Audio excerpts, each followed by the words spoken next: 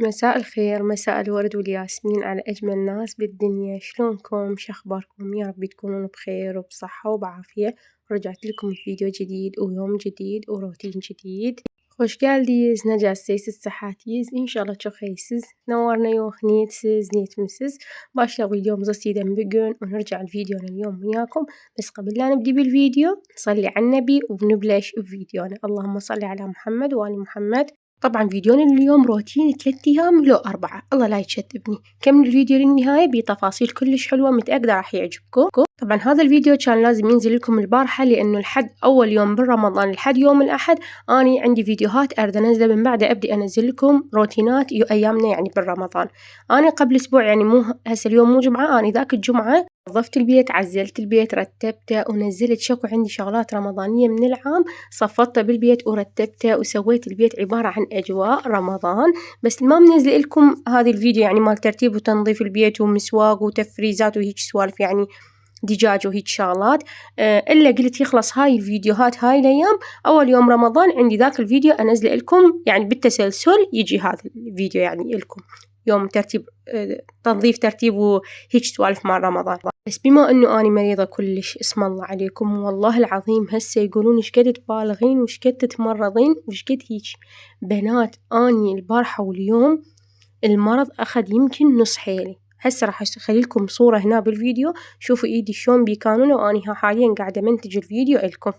هسه حاليا زين بيه حيل قاعدة احكي قدرت احكي لانه اخذت هاي المسقول اللي يفتح البلاعين مال نعناع وضاربة أوبرتين من البارحة لليوم ومشكلة مغذيات وباراسيتول.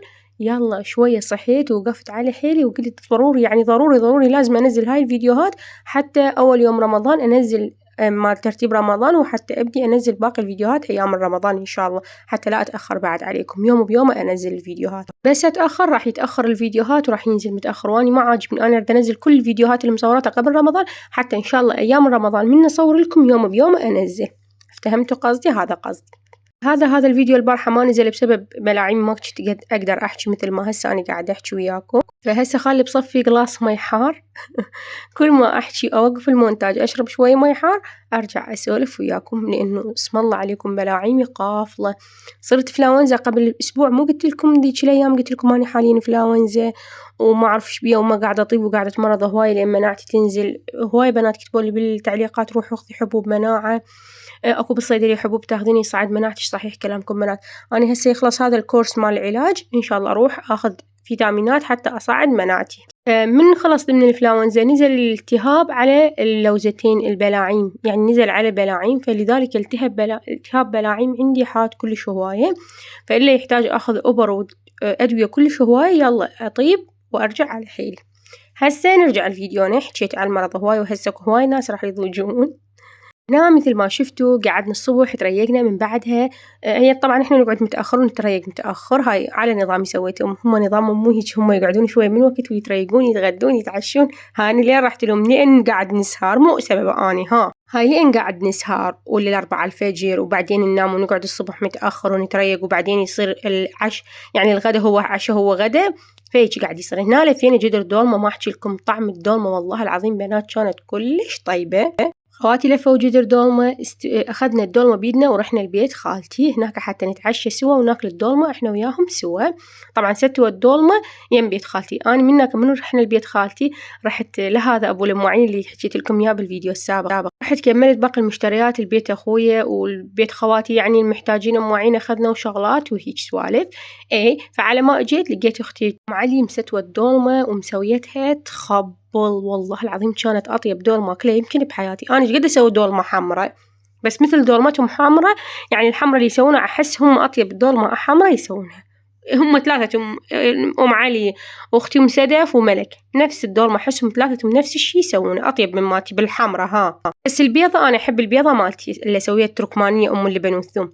أنا أحس البيضة أنا الدولمة البيضة مالتي طيبة بس الدولمة الحمراء مالتهم أنا أحسها أطيب من مالتي. يمكن أنا لين بزعت من دولمتي فقمت أحب طريقة دولمتهم أحسها أطيب. يا يما شوفوا المنظر راح أموت هنا من بعد ما تعشينا وأكلنا الدولمة وكرزنا حب وشاي وتعلولة وما أدري شنو، ساعة ب12 تقريبا رجعنا من بيت أختي، رحنا للأسواق. أختي الكبيرة نزلت للأسواق ونزلت كل الجال، قالت كل واحد خي يشيل 3 حاجات 4 حاجات. هنا ضرغام وكيان فرحانين وما مصدقين خالتهم منزلتهم للأسواق وقالت كلهم ايش يعجبكم تختارون. فهنا ضرغام يشوف مختار 3 حاجات وكيان مختار 4 حاجات يمكن، وكل طفل مختار له 3 حاجات 4 وطالع من الأسواق. وما عدا أني همين فدوى أروح لها جايبت لي تقول هاي الأشياء جبتها إلك، هاي العلاقة الباقية الخاص إلك. بعد جايبت لي كيكة باب الآغا لأن أنا بسبب التقويم ما أقدر أكل أشياء قوية يعني. وجايبت لي هذا الحليب فراولة، هي تحكي عليه تقول لي شربي بس حليب وشربي عصاير، لا تشربين لا بيبسي ولا أشياء بي غاز ولا أشياء بي سكر هواية، لأنه أنتي مو زين عليك ومناعتك تنزل، وأكلي أكل بفايدة لا تاكلين أشياء ما بفايدة. روحي شربي عصاير طبيعية لا تشربين حتى ذني السوالف. فهيجي فجايبت لي حصتي من الأسواق، جايبت لي هذا الراني الحبيبات، وجايبت لي حليب فراولة، وجايبت لي كيكات باب الآغا، وهاي النسات اللي أنا أحبها بالعلاقة. والبقية إيش مشترين دانيت وهاي النسدة للأصابع وعصاير وهواية أشياء. فمدللتهم وماخذت لهم وراجعة. طبعا هذا البسكت كلش طيب بس أنا ما أعرف اسمه بصراحة، وحتى هنا ما لاقيته يعني ما مشتريته، نكهته نكهة النسكافيه. أنا هنا شربت حليب وأكلت كيكة باب الآغا. الكيكة باب الآغا كلش زينة علي يعني بالأكل السهولة وطعمه وطيب، ومقنوعة بيه ما أريد أطوخ زيادة لأن أنا ما أقدر أكل أشياء قوية بسبب التقويم. فبهيجي شكل يخلص عندنا هذا أول يوم. نجي لثاني يوم الصبح قعدنا تريقنا. بهذا اليوم يصادف أخويا يجي من الدوام، ما أعرف يا يوم كان بالضبط بس أعرف هذا اليوم يجي أخويا من الدوام. قعدنا تريقنا، قعدت لقيت أختي الكبيرة منقع فاصوليا ومطلعة لحم قاعد تشرقه بجدر الضغط تريد تسوي فاصوليا وتمن، لأن أخويا قالت لكم يمكن هواي فيديوهات أخويا كلش يحب التمن والفاصوليا، عنده العشق الأبدي. إحنا شلون نحب الدولمة هو الفاصوليا والتمن، يتريق يتغدى يتعشى عادي عنده. بعد ما خلصنا أكلنا تريقنا العفو تغدينا، هم رحنا لأبو المواعين. ها بنات هاي اليوم الثالث اجى نسيبنا هالمرة، قال أنا همين أريد أخذ المواعين نريد نشوف المواعين اللي تاخذونه. فرحنا ثالث مرة لأبو المواعين. ساليني قالين وين صاير هذا أبو المواعين بالدوس؟ بالجمهورية بنات، أنا متأكدة 3/4 تعرفون بالجمهورية طوس تحفيات.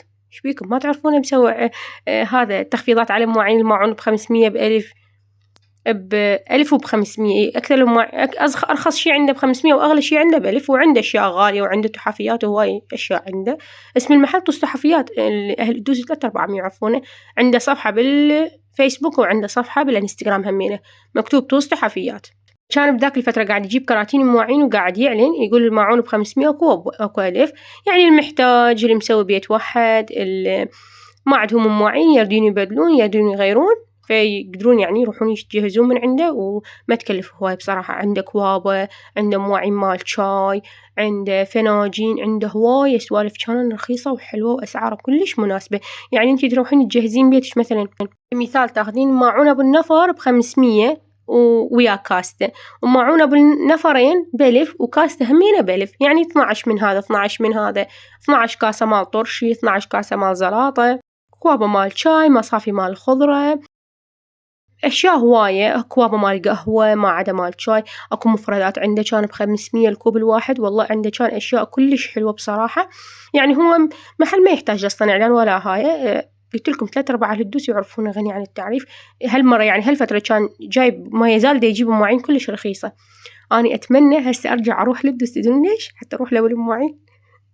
بنات مواعينه كانت كلش حلوات بس بصراحة أنا ما محتاجة، فلذلك ما أخذت أي شيء من عنده. هذا ثاني يوم همينا خلص عيدنا، إجا من الدوام أخويا، قعدنا اتغدينا وأكلنا وما أدري شنو. خلاص هذا اليوم نيجي هنا اليوم الثالث يعني بالفيديو هذا يوم الثالث. قعدت هذا اليوم الثالث اللي كان جاي أخويا بيه من الدوام، سويت لهم دجاج بالفرن. أنا منزلت لكم طريقة الدجاج بالفرن من أسويه قبل بالفيديوهات السابقة موجودة. وشوربة الفطر، وسوينا همينة زلاطة، وحدة سويت باذنجانية وزلاطة خس وخضرة ودجاج بالفرن، وسويت برياني. هذا كان غدا تقريبا ساعة بالثنتين كان. هذا كان غدانا. سهمنا وسهمكم ألف عافية يا رب. دجاج بالفرن، برياني، زلاطات وهيك سوالف، وقعدنا ولمة عائلية حلوة وتخبط. واو طبعا أني الأكل قاعد أكله بيدي وعلى كيفي قاعد أكله، لو لحظات تاكله في خاشوقة. قلت هسه خلي أكل بيدي، إذا صنفوا علي خلي يصنفون، وإذا ما صنفوا علي ما مصنفين. طبعا أنتظر أطيب لو إن شاء الله أول يوم رمضان يوم الأحد إن شاء الله أسوي لو فاصوليا وتمين، لو أسوي هذا الدجاج وبرياني. شو تقولون؟ صوتوا لي على واحد. لو إذا أبو ضرغام طلب أسوي نواشف. أحكي الصراحة أنا ما أحب كلش النواشف بصراحة، وما أحب أشتي، وما دائما أحب أرغب له يعني. أكثر شيء أحب التمن والمرقة، تمن وفاصولية، تمن ومرقة بوتيتا، تمن ومرقة شجر، تمن وبامية شوية.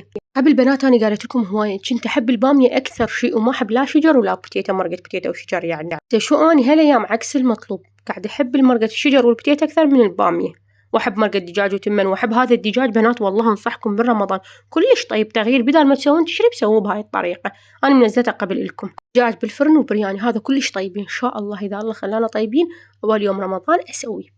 بعد ما تغدينا كان هو غدا هو عشاء تقدرون تقولوا له، لأنه متأخر كان ساعة بثنتين مثل ما قلت لكم بثلاثة، والجهال إذا جاعوا كان باقي برياني هواية ودجاج هواية همينة قلنا ياكلونه. أنا أختي الكبيرة قررت تسوي كيك، سوت قالبين كيك، وأنا سويت كاكاو لون نسكافيه، لا كاكاو كان، وشامية وهيك سوالف وكرزات وشباسة وحلويات. قعدنا ناكل. برنا اجت يمنا أم علي. هاي أم علي منو؟ هاي الخياطة أم علي اللي أقول لكم دائما أنا أخيط يمها دشاديش وهي جوارينا، يعني شو مثل ما تقولون إحنا بيت واحد وياهم، ماكو فرق بيناتنا. هم يجون إحنا نروح لهم، يتغدون يمنا، نتعشى يمهم، نتريق يمهم، يتريقون يمنا، كلش عادي يعني.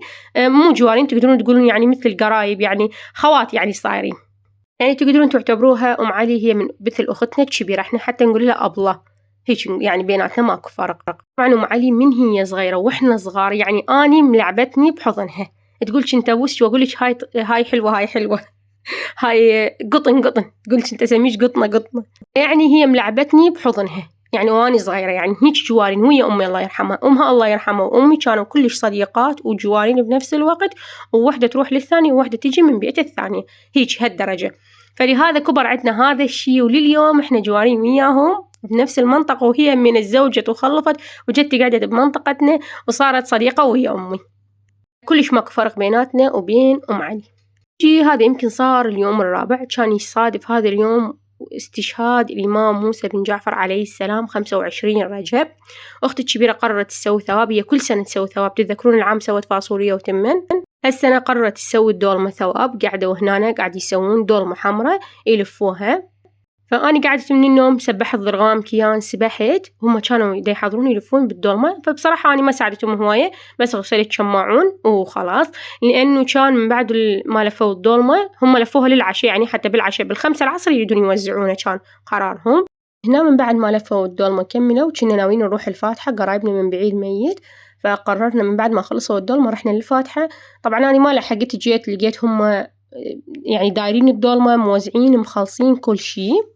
قلت خالتي مسويت لي زينية خطية، مصورت لي هم قاعدين يديرون الدولمة وهم قاعد يوزعون الدولمة. طبعا هم سووا، أختي الكبيرة سوت كمية كبيرة كلش من الدولمة ولفوها وهم جهزوها ووزعوها، عاشتيدها ربي يتقبلها من عندها يا ربي. هي بالمحرم همين تساعد 10 أيام من نطبخ يعني بالطبخ، وكل وفاة تسوي همين طبخ لازم. وفاة موسى الكاظم عليه السلام قررت إنه تسوي دولمة هالمرة. هاي كان قلت لكم مثل ما قلت لكم كان يوم 25 رجب. طبعا أنا هواية فيديوهات قصيرة مشاركتها على الانستغرام، بما أنه ما أقدر أشارك فيديوهات طويلة على اليوتيوب، كنت بوقتها ومونتاج وهيجي، فشنت قبل أشارك على الانستغرام. بما أنه هم تعبانين وقاعدين من الصبح وقاعدين يلفون الدوم بعدهم ما متريقين، قررت أسوي لهم قهوة حارة، يعني مو باردة، نفس الآيس كوفي اللي أسويه البارد، هالمرة سويت لهم حار كلش طيب. طلع بنات هالمرة كان كلش طيب. حسيتها هاي القواطي اللي نشربها الموقع، القهوة الباردة اللي نشتري ب1,000 دينار القوطية نشربها، كانت كلش طيبة، طعمها نفس الشي، بس هاي حارة ذيك باردة، يعني لو تبردوها كانت الطعم موقع القواطي. طبعا بس خليت نسكافيه، يعني قهوة هاي نشتري الكوفي بريك، ومبيض وحليب ومي وشوية شكر. انتوا إذا تحبونه مرة قللوا الشكر، وإذا تحبونه حلا زايد زيدوا الشكر. بس قبل أنا ما كنت أعرف القهوة يسهر هالدرجة، كنت أقول لا هاي عقل، من واحد يخلي عقله إنه يقول القهوة تسهر يشربونه ويسهرون ما ينامون. بس آخر شيء إنه اكتشفت إن القهوة من صدق تسهر، من تشربونه متأخر يسهركم، فأحسن شيء شربوه لو العصر لو الصبح، حتى بالليل تقدرون تنامون وما يسهركم. شوفوا هنا مصورت لي بالعكس من داروا الدولمة ومن قاعد يوزعون، عاشتيدها ما قصرت، أهم شي صورت والشكل النهائي للدولمة، وحتى أني همين أخليه ويا جماعة الفيديوهات اللي صورتها وأنشر لكم. أنا تقولون هاي مريضة، هل قد حكيت؟ لو ما مريضة إيش قد تحكي، بس والله العظيم ماخذة مسكنات في سبيل منتج الفيديو وأنزل لكم، لا تشوفوا أنا إيش قاعدة أحبكم.